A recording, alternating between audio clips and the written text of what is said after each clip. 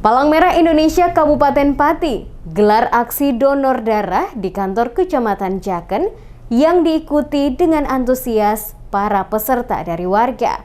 Satgas dan Polri hasilkan sebanyak 42 kantong darah.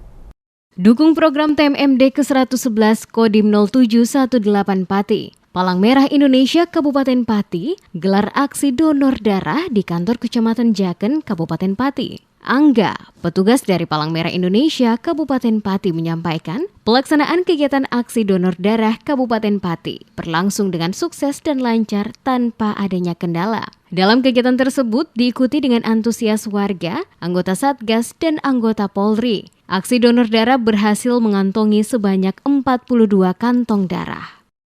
Antusiasnya luar biasa. Hari ini mendapatkan 42 kantong dan alhamdulillah cukup banyak dari sebelumnya di Kecamatan Jaken. Angga menambahkan, hasil perolehan kantong darah kali ini lebih meningkat dari aksi donor darah sebelumnya yang juga digelar di kantor Kecamatan Jaken.